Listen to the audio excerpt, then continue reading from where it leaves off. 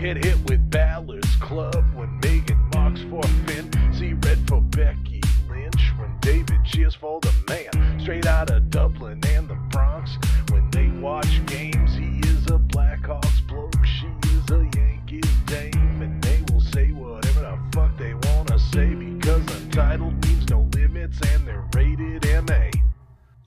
When you got Megan and Dave, your podcast don't need a name. Untitled, it will remain. Untitled, it will continue to be. This podcast don't need a name. Untitled, it will remain. Untitled with Megan and Dave. Got more flair than Charlotte, make more bank than Sasha. Don't care if you don't like those Pats. Well, we watch Julian Edelman perform at peak perfection. Yeah, discuss it all at length, then change direction. Many topics, many episodes, and many emotional jabs. Old Dave will huff and puff whenever Megan gets mad. When Megan speaks her mind, the people run away. Cause yo, it's all Untitled and it's rated MA.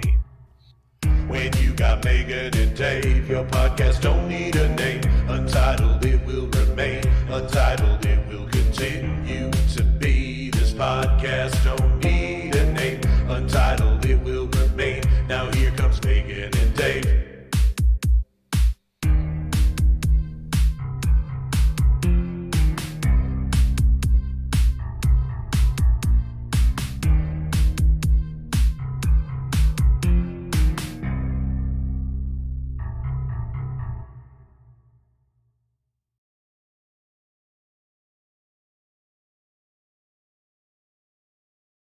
Hello, everyone, and welcome to an edition of the Megan and Dave Untitled Podcast. I am Megan, and that's Dave. Hi. Hi. Well, the intro credits you heard was our official theme song of the Megan and Dave Untitled Podcast.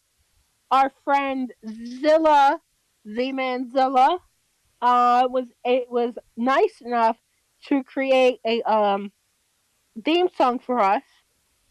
So yeah, that's our theme song. It's been catchy. It's been stuck in my head, especially the beat. You know, to be honest, I didn't think of lyrics for the song, but eventually they just came in my head for what to give to Zilla. But yeah, that's our official theme song of the show. The song will actually be up on our YouTube on a separate video. So you can listen to it whatever you feel like, get it stuck in your head, and then the lyrics will be on the page too. So I hope everyone did like it. It is catchy and it is a uppity, fun jazz beat, and it fits well with our song. Anything you want to add, Dave? How the hell do we get our own song? I don't know. Like, this podcast going way before we hit the Mixler, I would just pick a song randomly and put it up to my speaker and play whatever I feel like. Yeah, that wouldn't work on here because we got copyright every time. So. Well, obviously we did start a jukebox. Jukebox for May is now up. Noon my time this afternoon. So everyone who is at work, you can listen to it, just rock. It has some good music. Dave actually took the time and put the covers on them, so we wouldn't get flagged. Well, we still got flagged. It just looks better. It looks better, it looks cleaner, it looks professional, because, we're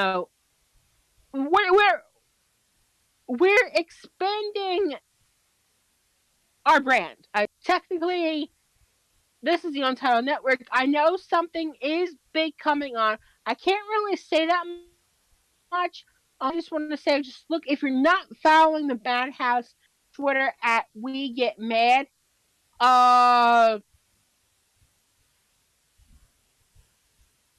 We Get Mad.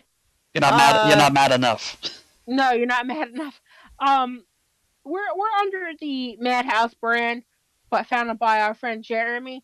So and more friends. But other than that, I just feel like this The song was big, and obviously 2019 is really weird. Yep. It's crazy for us. And we only just hit May. We only hit May. It's gonna. It already is. That meme doesn't work anymore. Yeah, because it already is. Justin Timberlake said, "Fuck, I hate May." I didn't say that, but so okay. So originally we were going to start off the show by mentioning the saga, what's going on with Leo Rush, but out of respect, we're not going to talk about it. It's all speculation anyway, so we don't know for sure what's happening, what's not happening, I cannot say what happened because it's a lot. Not one, but you can go to Fightful.com, sign up for their Patreon, and hear what happened. Hear the podcast Sean did. So I'm not gonna misquote anyone. If you want to believe whatever belief is there, you can. But it says their side, his side, and the truth. So I'm just gonna put it at that. However, what I do want to talk about is, well, it's really Impact Wrestling, but I do want to talk about Era versus Era, Tessa Blanchard versus Gail Kim. Now, did you see the match? I haven't had a chance. Dave has not seen the match, but you heard about the result, right? I heard about the result, yeah. I told you about it. Yeah, because obviously I would have been upset about the result. A lot of people are saying this is the best match in Impact Wrestling for a knockouts match. I can't really talk about this with Dave because he did not see it. But as a person who did watch it on the train, it was an emotional match. It was emotional. It was touching. And it made a lot of sense. It really put Tessa over as the future of the Knockouts division. But a lot of people are saying, like I said, this is the greatest Knockouts match. You can't. However, I don't want to be mean without being mean. You know what I mean? Yeah, I know what you mean. But personally, I think I can't say it. I don't want to say it without getting my head chewed off. I think it's probably going to be one of those, time will tell kind of things. Because, right now, it's easy to jump to conclusions or that, whatever, jump to a decision, this is a great match anyway, where it just happens. We do this, very, very often, especially when it comes over to takeovers or maybe some things at WrestleMania and like that. You jump to conclusions that's the greatest thing I've ever seen as soon as it happened. Give it some time and let the dust settle, and then look back and it's oh, that was actually alright. Was it bad or was it not? We've got the hindsight of seeing the matches they're being compared to after a while since it happened. We may have to do the same for this one before we can properly give a decision. I mean, if you're saying that for the Gail Kim, for Gail, okay, I do see that. However, look at the matches prior towards Tessa versus Gail. Tessa versus Allie was good. Laura versus Allie. Many other matches. Madison versus Sue. Then again, that was 3 minutes and off. I don't know. I wish I had the WO or GFN network or whatever the network they're called, the Impact Network, whatever network it is. It's now Impact Plus. It's that okay? So they believe they rebranded it today. Oh jeez. So Impact Plus, I don't know. I could say this is a very good match. One of the better matches we had in the past months. But it's too early to tell if this is the greatest match ever in the Knockouts history. Personally, I think Taryn versus Yale, last one standing, is a great match, but it's too early. But as I said, I can't really discuss it because Dave hasn't seen it. I need to find it and watch it. Yeah, I think I did give you the link. Get to the actual stuff we know of WWE. Yes, we go from something very, very good to something very, very not so good. All right, I'm gonna say this right off the bat. This week stunk.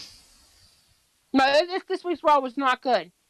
The week in general. No, it's not because it's just him. The week in general. Okay. So it's a bad show because Sevon got beat up. So you don't. So in that retrospect, you don't want him to get beat up. I can understand that. No. Anyway, go. Lies. That was the best part of the show because AJ. Let's. Can we wait until we get there, please? Yes. Calm yourself, jeez. I know you want to get your hate in there, but come on. I know you start. Oh yeah, Alexa Bliss came out. Pulling double duty tonight. 2 Moment of Blisses. I will say someone. I'm bouncing off somebody else doing a review of these shows, but the one thing that kind of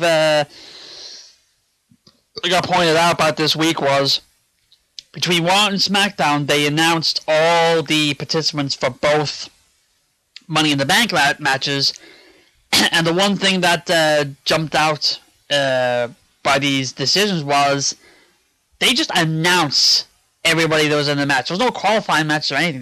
They said, "Oh, here's the people in the match. There you go." Is there a reason for them to be in there? No, they're just in there. They're not Seth Rollins, they're not Becky Lynch, or they're not Finn Balor, they're not Samoa Joe, they're not champions. So here you go for a briefcase. And maybe do some flippy shit too.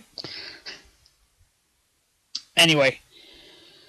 Let's start the show. Announced the Raw participants for the men's Money in the Bank ladder match, which are Braun Strowman, Drew McIntyre, Ricochet, and Baron Corbin. That's a real mix. That's a mixed bag. Not in terms of talent, but in terms of moveset. You know, you got the big. You've got the big monster. You've got the sinister brawler. You've got the flippy. You got the flippy dippy guy, and you've got Baron Corbin. What in the actual what? What? Why are they still making him a thing? I don't know. I really don't know. Cancel this segment. I don't want to hear it. I don't know. Maybe they have something for wrestlers that rest in dress shirts. I don't know. Anyway, the four of them had little, mic brawl, and that turned into the Teddy Long special. Braun Strowman and Ricochet then beat Corbin and McIntyre in a tag match. Because McIntyre walked out, he's like, "I'm out of here, y'all." Yeah. Fair enough. I don't need this shit. Yeah. All right. The Usos go up against Gallows and Anderson. So the Superstar Shakeup is now 3 weeks. It's 3 weeks long. What? I thought it was just a week. It should have been, but they're still doing changes. Like 2 weeks after it was supposed to end. Also, Gallows and Anderson is still a thing. That's good. Yeah, but for how long? Anyway, Usos win because, of course. And then I don't know what to think of this bit. Usos say that, we've got this thing that, no, hasn't been seen before and all that. So after the match, they show a video of the Revival, and it's Scott Dawson shaving Dash Wilder's back.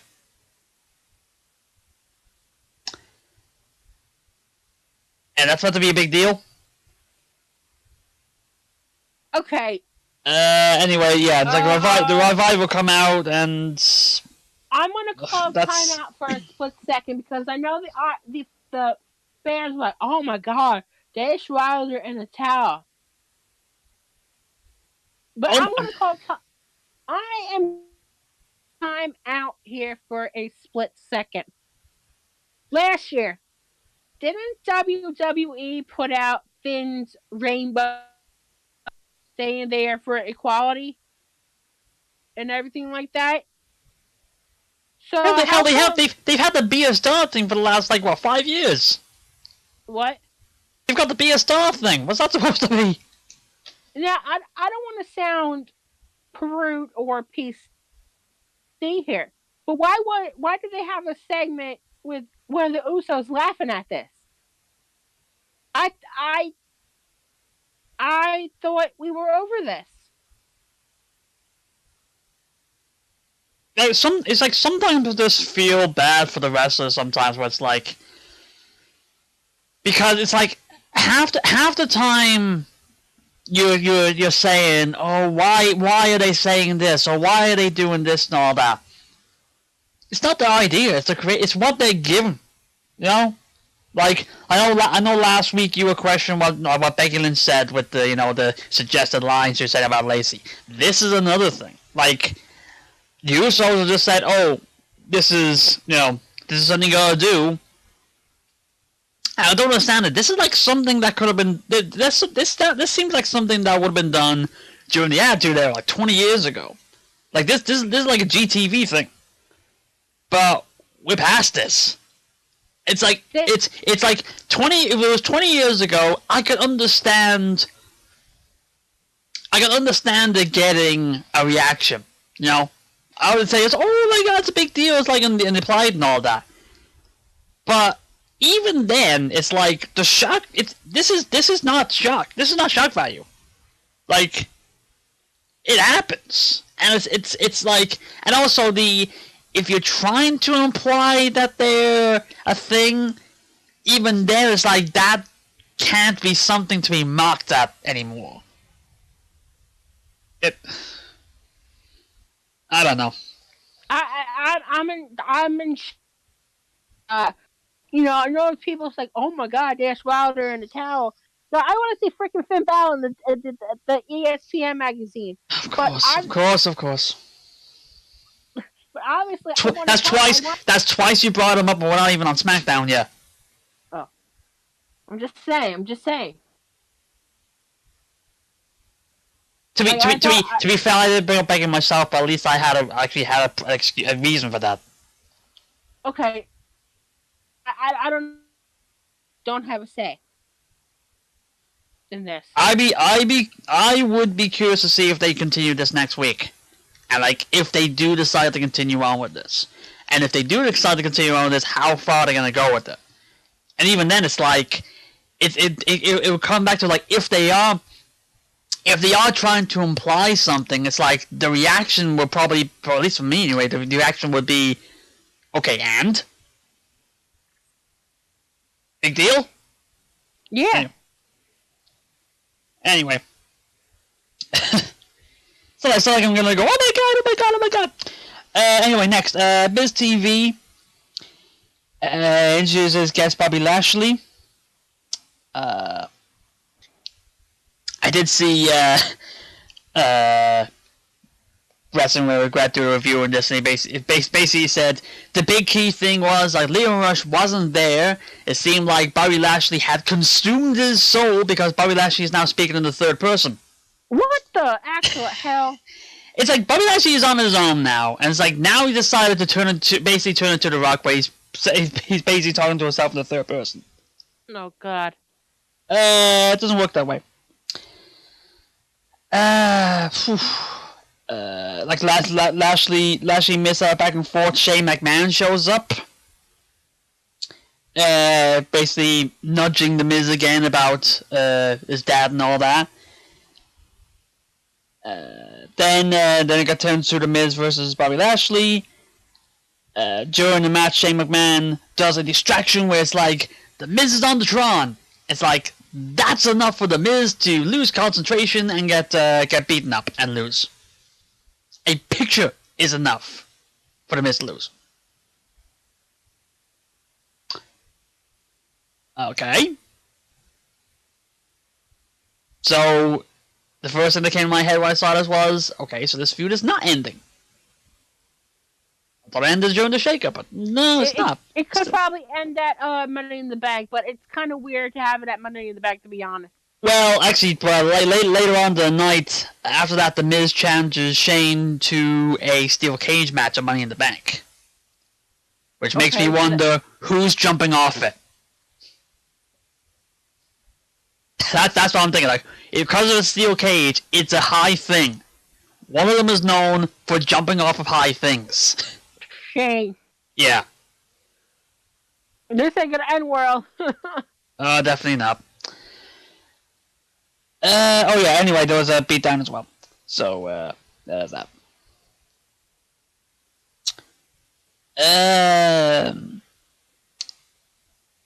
Yeah, the Viking Raiders got to keep the name for once after a week. And don't worry, everybody, we actually are having the Viking Raiders against Lucha House Party. We're actually having the match. No, we know beatdowns before the match. We're actually having it. And it's fair. Oh. And the Raiders destroy him.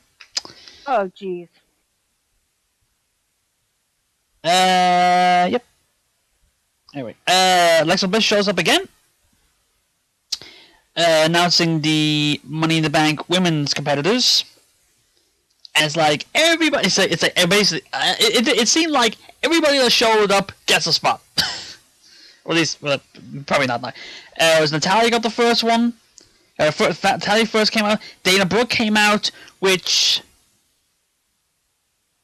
I don't know. It's kind of weird. It's like I don't know what they're doing with Dana Brooke, because I feel like she could be someone that WWE could use or could have to be a weirdly enough like a scrappy underdog that's like scratching and clawing to get the spot and all that.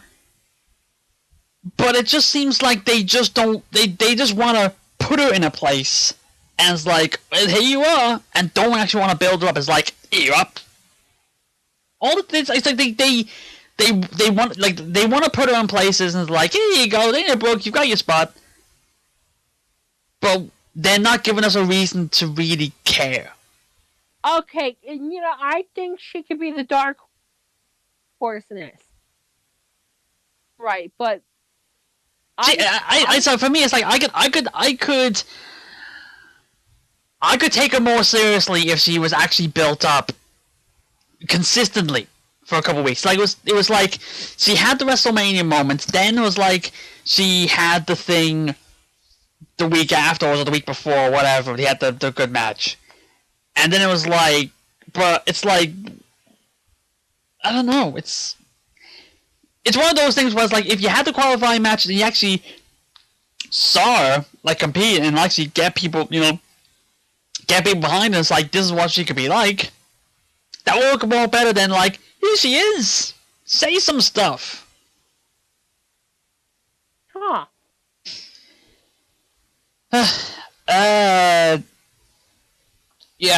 Naomi was third, and then the three of them go back and forth, and then it's like Alexa Bliss is like, okay, can you stop here, because I need to introduce the fourth member of the match, me.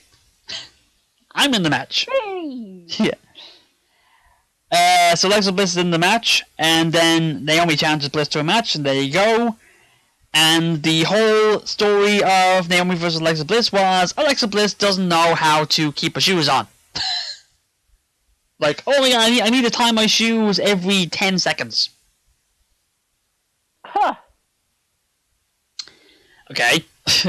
Which is kind of weird, because it's like, I think you had the other three actually on their gear. Like, Alexa is like the only one that didn't get the memo of, you have to be in your gear all the time, just in case you may be put in a match.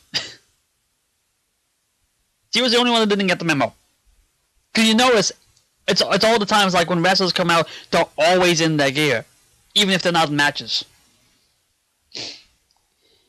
Anyway, big thing there. Naomi won, and there you go. Before that, I skipped ahead. You've got Bray Wyatt's Firefly Funhouse. He's basically now Bob Ross. What? Without the afro. Yeah, well, he's got the hat. You said you're gonna paint something, and he paints basically his compound on fire. And then says like it's like the word of the day is a sociopath, like it was. I still see this as a bait and switch. I can't see them continue on with this until he debuts. Like, I just see us like the final week before he debuts is gonna be him tearing down the house and be like, yeah, I'm still here. Run! That kind of thing, He's gonna turn bipolar. Yeah, probably, I don't know. Also, another thing that came into my mind was, and it's kind of depressing thinking about that, but I was like, when was the last time you had a former WWE champion needing a rebrand?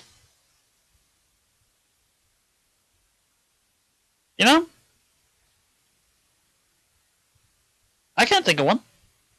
I can't think of one either. Like it's like you never, like you never saw The Rock say he needed 3 weeks of promos to be the Hollywood guy. Well, not 3 weeks of vignettes to be the Hollywood guy. He just became the Hollywood guy. Then like I know there's cases where it's like you had some weeks where it's like build-up packages like, oh, he's coming back. That's something different. But it's like a rebrand of a different character. That's weird. Okay, anyway, but so you had a segment, and that's about it. Okay. Becky Lynch's segment basically tries to make sense of having two feuds at the same time. She calls out Lacey Evans. Lacey Evans applies, and we got a big old brawl. Oh, Lord. By the way, and I saw some people mention that we actually had a Sanjay Dutt sighting. So, yay! He's now one of the Stooges. I also saw someone mention that the officials are slightly more competent than the police department on that go home segment of Raw before WrestleMania, because it didn't end up in vehicular destruction. Mm-hmm. Anyway, okay, Hawkins and Ryder go against the Revival because of the background, because of the previous backstage segment. The Revival now gotten Albert's old chant of "Shave Your Back," but Jesus. I just try to make light out of it. They already did. Like Albert, he had to show you hairy back. You needed to do it. They already did it, so you don't need to tell him. Anyway, Ryder gets a surprise win, so there you go. And then he had the steel cage challenge. What do we got now? Oh yes, Sami Zayn Yeah. Oh yeah, it's Bray Wyatt had his word of the day of sociopath. Sami Zayn's words of the day is psychological entitlement. What? Yeah. You see, he's trying to be a psychology major.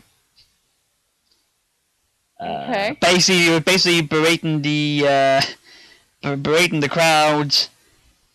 Saying it's like the only reason why I don't quit is because I want to put the WWE universe in their place and and all that, trying to hold them accountable.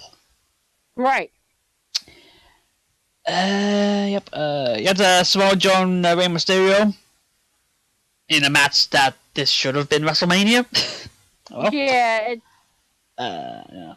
I guess because of the injury, yeah, that's what you could do. But he's better now. Mhm. Rey Mysterio wins from a roll up, and then Dominic shows up and celebrates with Rey, which means just one thing: Joe's gonna beat up Dominic next week, isn't he? Oh God. How does Dominic? Oh, he's gonna be 18 now or something like that. No, I think he's in his 20s. No, he's gonna be he's gonna be in his 20s. Because when was the Eddie feud? It was 2005. That's 14 years ago. So he's gotta be early 20s at the very least. Yeah. Ow. Yeah. And Ray just celebrated his 30 years. Oh yeah, that was the 30th anniversary yesterday, I believe. Mm-hmm. That in itself is mad. Yep. Like you'd be lucky to have a career go 10 years, let alone 30. Mm-hmm. And he's still going, despite what his knees try to tell him. He has it. Yeah, he's still. Sorry? He's still kicking 30 years later. Somehow, yeah. Mm-hmm. Okay. Then we got the contract signing.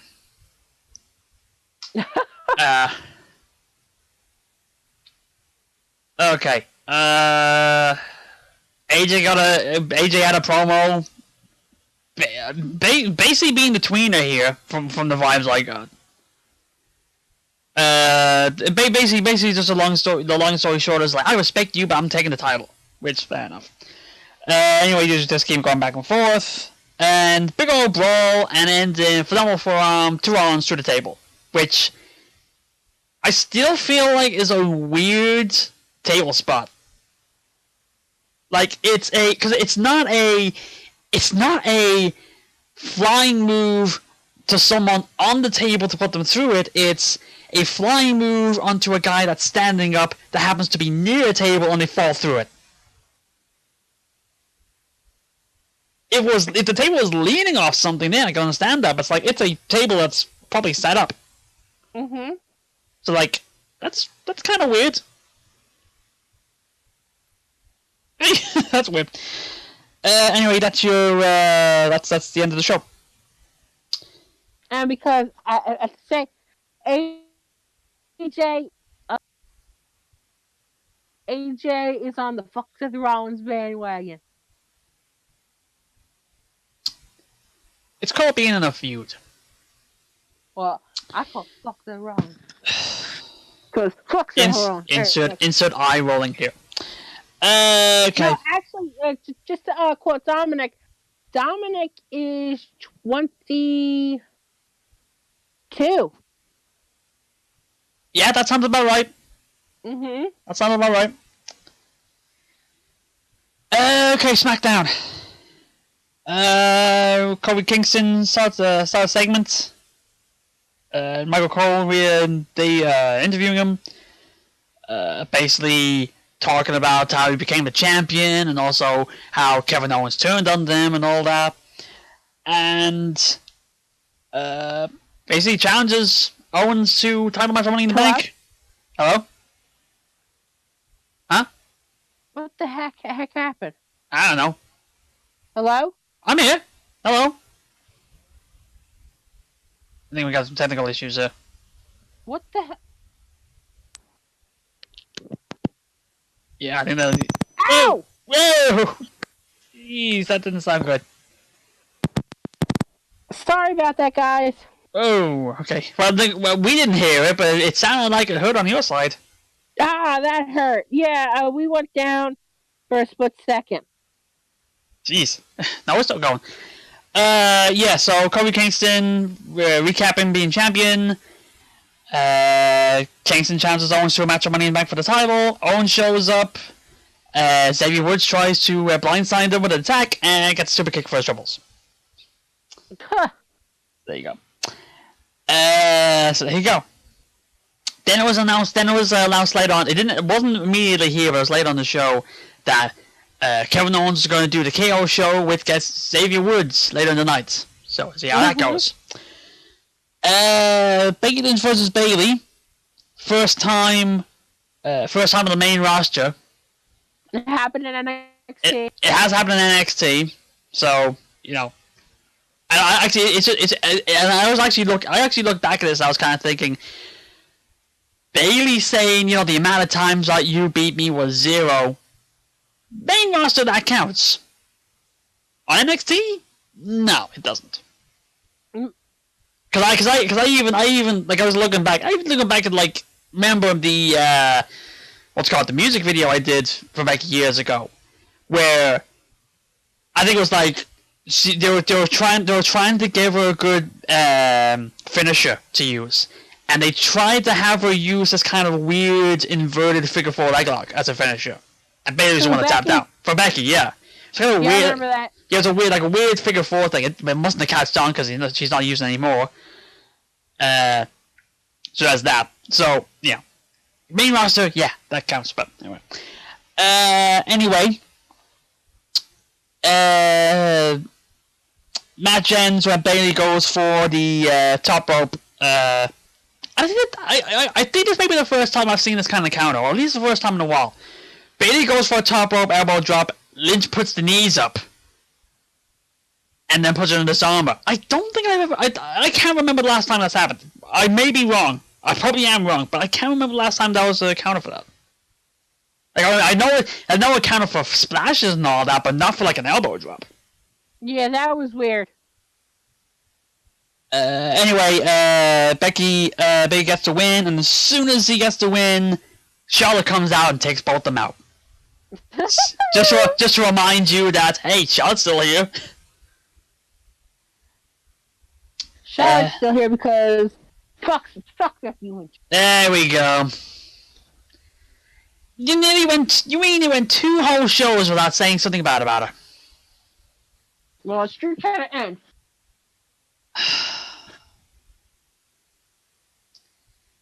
Yeah, you know what that means now since you brought that up, and yeah. Anyway, Aleister Black does a "Here, remember me? I'm still here" promo. Hardy Boys doing an in-ring segment, and okay, so I'm trying to get the timeline right. They do a beatdown segment with Lawson when they beat down Hardy Boys last week. Then Jeff Hardy gets injured in the house show, I believe, where he busted his leg up. Oh.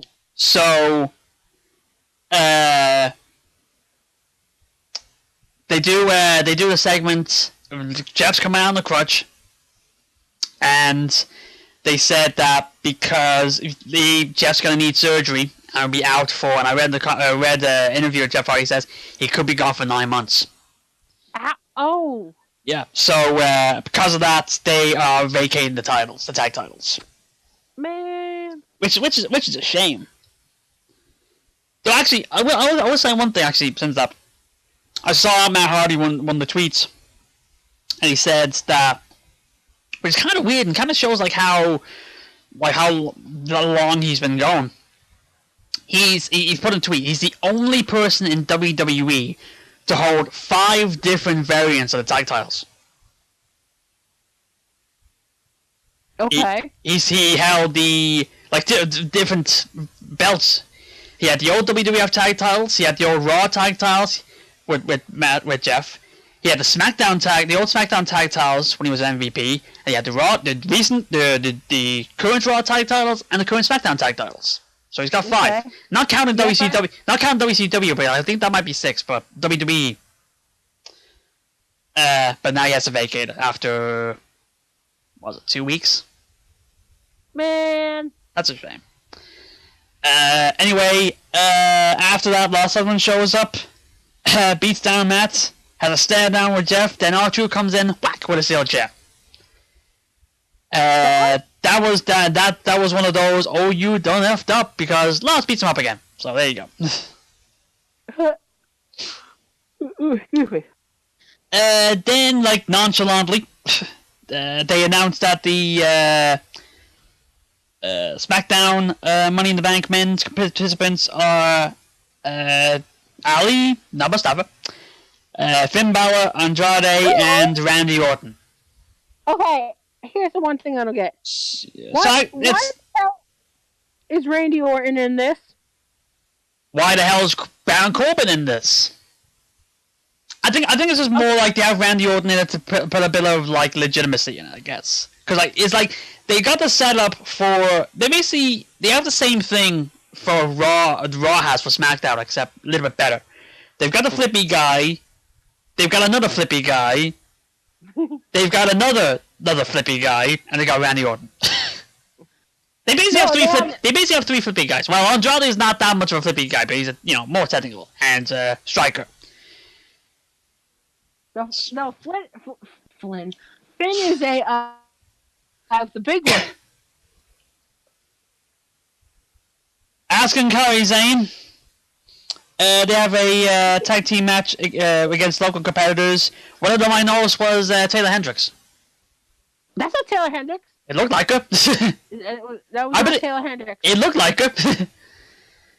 Are you sure it wasn't there? Because I remember Taylor actually retweeted a couple of those. Yeah, that was not Taylor Hendricks. Yeah, it looked like her. I know that much.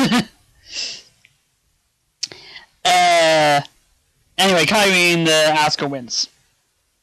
And then, really enough, like Mandy Rose and Sonya backstage. Apparently they were told only one of you could be in the Money in the Bank match. Okay, so Sonya just nominates Mandy to be in it. So now, for some reason, I'm seeing a lot of backlash regarding Mandy Rose being in it. Why? I don't know why. Someone said she can't talk, and she can't wrestle. You see, I don't like the whole shenanigans where people got to attack the blonde. I don't think it's for me it's like it kind of looks like that Mandy Rose is kind of more of the more showish characters, and I think people have jumped to the conclusion was like if you're all show you're no go. Yeah, I that's what I'm getting out of it. But well, I wouldn't put it down there as the worst on the roster. Definitely wouldn't. Anyway, Roman Reigns, because I actually forgot he was on SmackDown. Reminds everybody that he punched Vince McMahon in the face. Shane comes out again. He says, okay, you're going to be in a handicap match against the B team. The shake-up continues again. The B team being brought to SmackDown to be jobbers. Yay. Then says it's going to be in a handicap match, you against the B team, and Elias is a special enforcer. Well, you know the song and dance. 3-on-1 odds against Roman Reigns. Roman wins, lol. Roman wins, no surprise. Next. Yeah. Yeah. Well, it's like nice build up for your match of Money in the Bank when you can't beat Roman even with 3 other guys trying to help you. Well, 2 others at least. Main eventish match. Again, the tag team match player. The Teddy Long special. finale against Orton and Andrade. End sequence.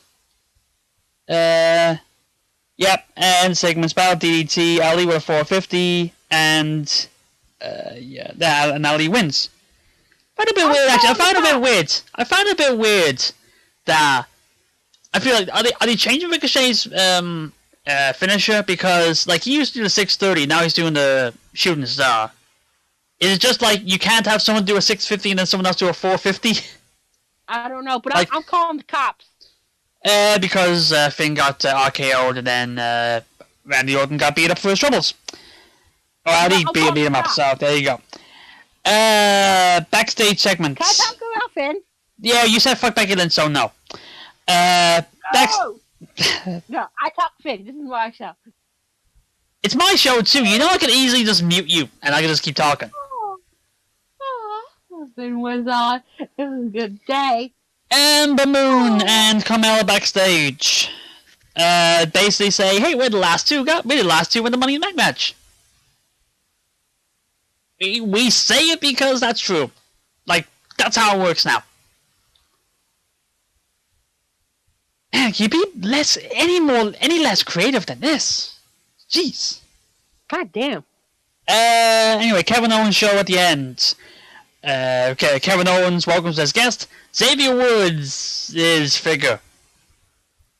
But it was like I saw someone compare this to what's it called?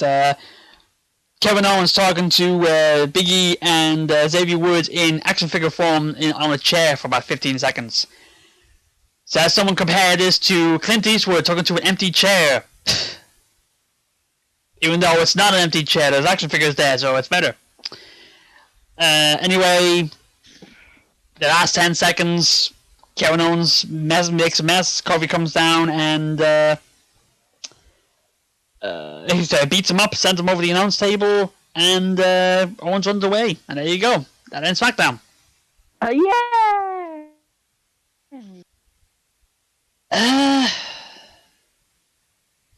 Jeez, I just look at these two shows and I was thinking, could you be any less creative? Like, could you put any less effort into these shows? Well, guess what the best part for me was? Yeah, I know what it was.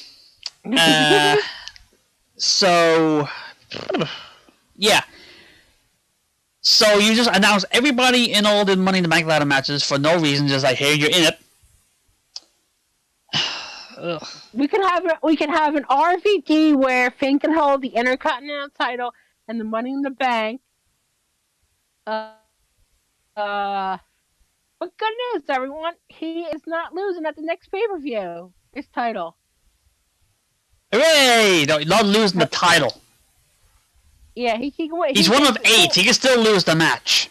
Yeah, that's true too. But anyway, it's too early for me to tell gonna win. Well, 2 weeks. It's the show's not for another 2.5 weeks. Come on. Hell, Okay, so I'm just run through the matches, and I'll just go run through the match, and no favoritism here. I actually just want to get your opinion on this, okay? Okay. The field for the Money in the Bank ladder matches, okay? Please no favoritism. The men's Money in the Bank is Ricochet, Braun Strowman, Drew McIntyre, Baron Corbin, Ali, Finn Balor, Andrade, and Randy Orton. What do you think of that field for that match? I like it. No favoritism, please. But then again, I don't like it. Corbin has in that. Say that again. Sorry, you broke up there. Corbin has no business being in that match.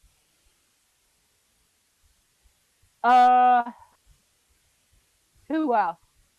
Ricochet, you can say. Ali, you can say. Andrade, yes. McIntyre, yes. Finn, yes. Of course. Strowman.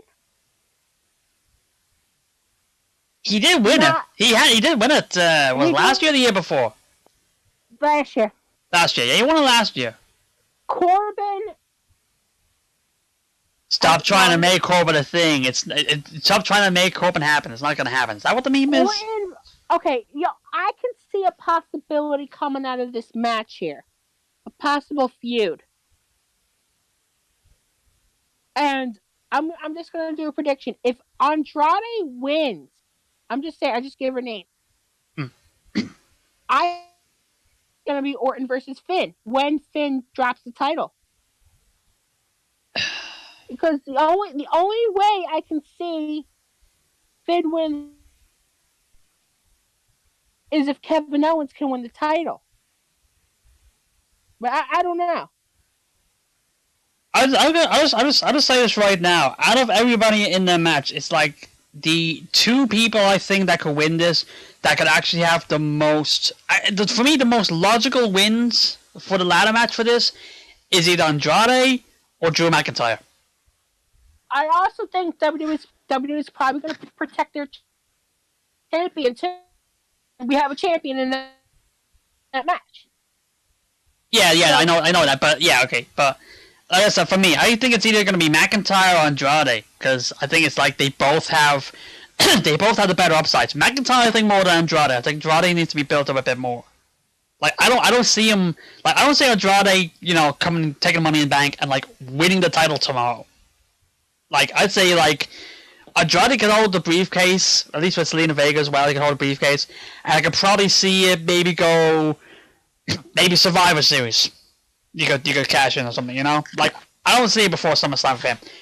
McIntyre though, I think like if he win the briefcase, you could pull the trigger on him at any time you want. Thing is, I just want somebody. If a Raw guy wins the championship, I want someone quickly taking off the title off Seth. Seth is not doing it as champion. I'm sorry. He's had it for 2 weeks. Let's put it this way. Even if you don't like him, at least he's a better champion than Brock Lesnar was. At least he shows up. And but he still sucks. I think he's the worst champion. Worse than Brock. Goldberg. Worse than Brock. What? Worse than Brock? No. Brock never showed up. Goldberg didn't need a title, and Seth doesn't do shit as champion. It's been 2 weeks. 3 weeks. And he's got a title match, and he got put through a table. That's hell of a lot more than what Brock did. Brock did like, here, somebody's going to come and challenge me. I'm just going to walk around the ring. Well, I want him. I don't even say anything. I just have the smaller, bolder guy talk for me. I just stand there and look happy. I want Seth Rollins to lose. 30 days enough. Your time's up, bitch. Well, don't get upset if he beats AJ. Anyway, the Women's Money in the Bank match. This seems like more of a mixed bag for me, personally, actually. Natalya, Dana Brooke, Naomi, Alexa Bliss, Bayley, Mandy Rose, Ember Moon, and Carmella. What do you think? I think it's a little weaker than last year. Let me just double check what was last year. Last year was Alexa Bliss who won it, Alexa Bliss who won it and cashed in the same night. Becky Lynch, Charlotte Flair, Ember Moon, Lana, Naomi, Natalya, and Sasha Banks. Yeah, I'll agree on that. Yeah, it's. To be honest, I think this is a little weaker than last.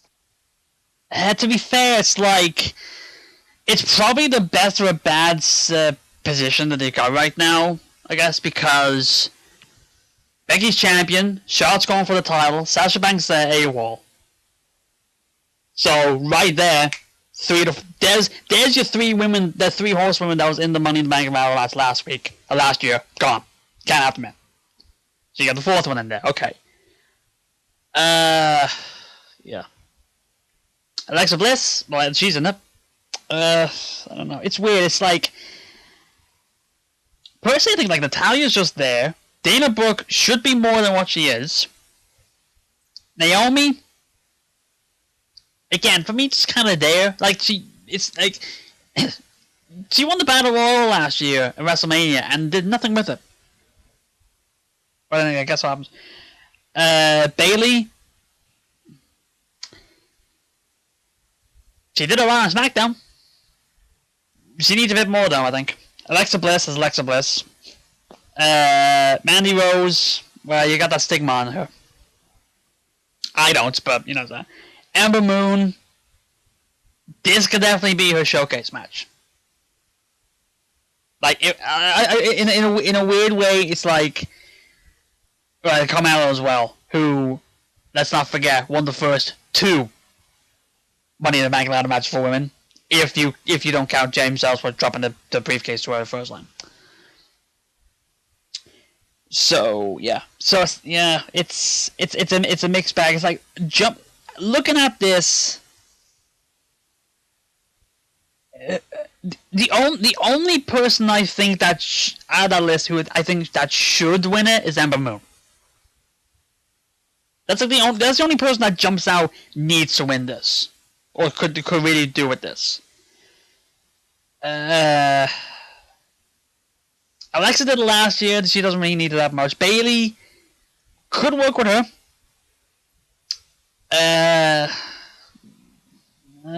Naomi maybe. That's about it. It's like I can't. At the current situation, I can't take Dana Brooke too seriously as a challenger because they haven't built her up. Natalya, like I said, is just there. Carmella, she's the dance break girl, so yeah. And Mandy, maybe Mandy could be a dark horse, especially if like Sonya that could be like helping her out. So for Mandy, it's like I feel like she could win the Money in the Bank match, but I don't see her winning the title. So it may be a bit of a waste.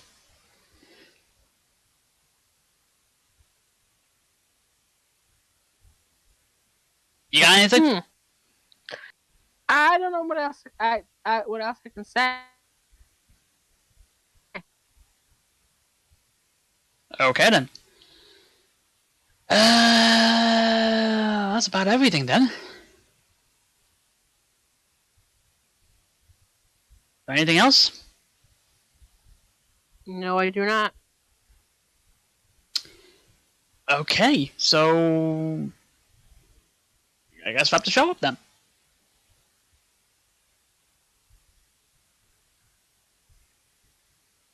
Hello? Yeah, I'm here. Let's wrap it up. Well, actually, no. Quick conversation. I'm a baseball fan here. Oh. CC Sabathia got his 3,000. 3,000 strikeout. Yeah, yesterday. Yeah. But what a mixed emotional. I was all in my feelings because obviously, it was Murphy, and obviously I'm a fan of him. And it was a surprise moment, to be honest, because the both of them are close. They don't talk that much, but they're still. It was just a surreal moment. And what is it with Murphy always being in this history? You don't realize what his first history was, do you? No. No, Mariano Rivera, right? The viewers at home may not know. Explain. Rivera. What? Should explain. So Mariano Rivera is a legendary closer who played 20 plus seasons, all one team. In 2013, he announced that this would be his last, because the year before that, he basically tore his ACL off, which was horrible. Obviously, Mariano Rivera is considered to be one of the greatest closers out there. And he's unanimous Hall of Famer in history in Cooperstown. So he's going for Cooperstown. Now,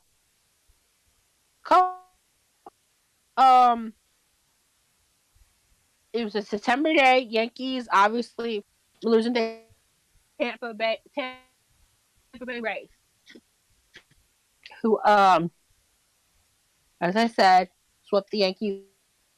It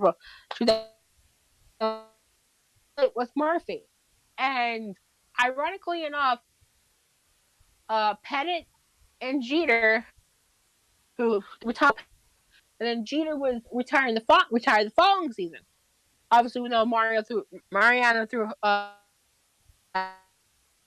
David Robinson. You remember that, Dave, right? So you're breaking up on it. You're breaking up on me here. Go on. You remember when Mariano, right? Still breaking up on me. You remember when Mariano threw the shade at? Oh yeah, I remember that. Yeah, right? Yeah. He threw at David Robinson. So, but the whole thing, okay? We have Murphy and I. Enough. I was born in October. He was born in May. So we're basically 7 months and. Sorry, folks. I don't know what's going on. I think there's something wrong with Megan's side because we're lagging up badly here. So please apologize if we're getting broken up audio here. All right. Can you hear me now? Yeah. Murphy and I, we are 7 months and.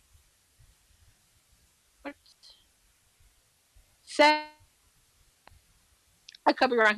I'm the 6th. He's the 13th. So our age is not. Our age is there, but I'm older than him by some days. Whatever, 7 months, 7 days, whatever. So he's a 20 Mario. The reaction on his face said, like, oh my God, this is real. You know, what is this? What am I doing in the majors seeing someone who is known being walked away? And I was like, I remember watching that moment because that whole entire series was just emotional. It was an emotional series. You know, we all knew the Yankees were not going to the playoffs that year, but emotional series. So 5 years ago, I tweeted, and obviously Murphy, John Ryan, tweeted it. I'm sorry, not tweeted it. Favored it. Excuse me. Even constantly tweeting. Sorry, like my crazy. So, and I said to him because somebody then deleted. I think it was Facebook and said this. I said this is an iconic moment for. So this is iconic for a lot of. Cried choking up watching this. Cried choking up. But here's some iconic moments. John Ryan being amazing to him. Phil saying something to him. And then Pettit and Jeter taking him out. You know, and obviously CDC thing. It came full circle last night.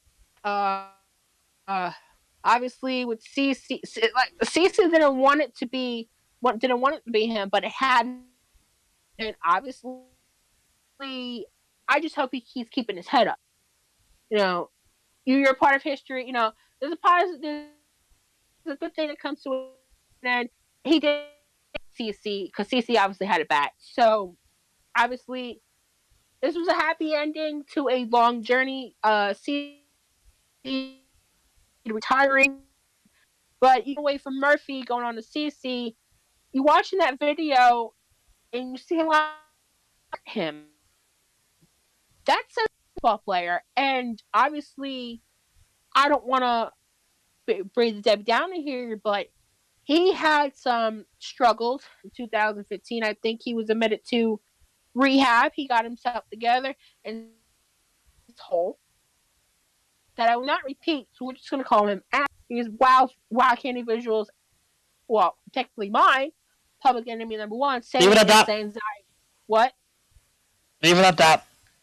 No, I just want to say CC is one of the most realist, chillest, respectable dudes out there. I mean, and that video with his wife, Pettit, some of the former teammates: Chris Young, Andrew McCutcheon, Aaron Boone, who's the manager. And everyone else, E40. That says a lot about CC. 19 years plus now this. This is just a surreal moment. And obviously, I told Rhett Bollinger, "Hey, Rhett, that I was up in my feelings last night because of this." And let me say about this. Somebody said that on Wow, that me and Murphy make a good couple. Now, I'm just going to leave it at this. I'm going to laser close this here. Me, as a baseball player, girlfriend,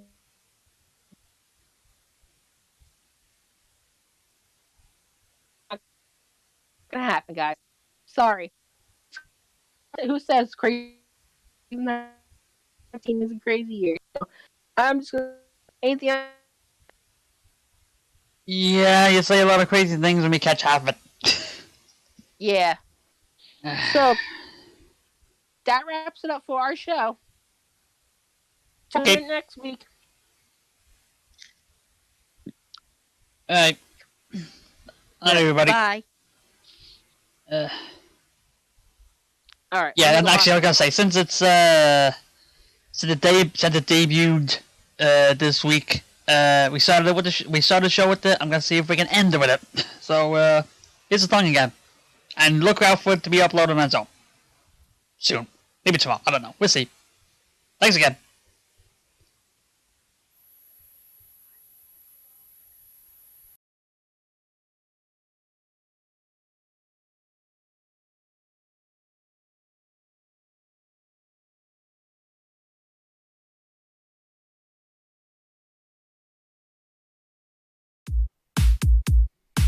A podcast has no name. They are untitled and they're oh so happy that you came to this revival. Yo, get hit with Ballard's Club when Megan mocks for Finn. See red for Becky Lynch when David cheers for the man. Straight out of Dublin and the Bronx when they watch games. He is a Blackhawks bloke, she is a Yankees dame. And they will say whatever the fuck they wanna say because untitled means no limits and they're rated MA. When you got Megan and Dave, your podcast don't need a name. Untitled, it will remain. Untitled, it will continue to be. This podcast don't need a name. Untitled, it will remain. Untitled with Megan and Dave. Got more flair than Charlotte, make more bank than Sasha. Don't care if you don't like those Pats. Well, we watch Julian Edelman perform at peak perfection. Yeah, discuss it all at length, then change direction. Many topics, many episodes, and many emotional jabs. Old Dave will huff and puff whenever Megan gets mad. When Megan speaks her mind, the people run away. Cause yo, it's all untitled and it's rated MA. When you got Megan and Dave, your podcast don't need a name. Untitled, it will remain. Untitled.